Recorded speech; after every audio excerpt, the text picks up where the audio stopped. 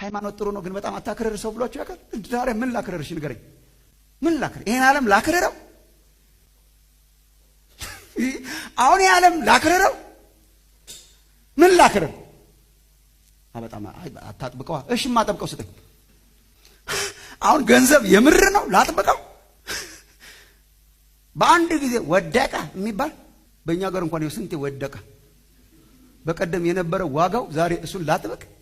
አብሬ ልውደቅ? ውበትን ላጥብቀው? ክርር አድርጌ ዋና ያንተ ነህ ልበለው?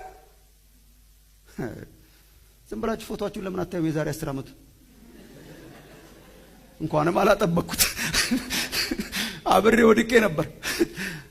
ኧረ ምንም ዝም ብሎ የሚሄድ ነገር የሆነ ቁልቁለት ውስጥ ገብቶ የሚሄድ ነገር አይጸና፣ ጸጉሩ አይጸና፣ ቆዳው አይጸና፣ እንትኑ አይጸና። በተወሰነ መንገድ በሜካፕ በምናምን ትሞክራችኋል። ከዛ በላይ የሚሆንበት ጊዜ አለ። እንቀባዋለን እንጂ መውረዱ አይቀር። እሱን ላክርረው? እየወረደ ያለ ነገር ላክርረው? ይሄን ዓለም ላክርረው? ስልጣንን ላክርረው? ዋና አድርጌ ለያዘው ነገ ጠዋት የሚሄድ ውበትና ክብር የዚህ ዓለም ሀብትና ብልጥግና ዋና ላርገው? እንዴት አድርጌ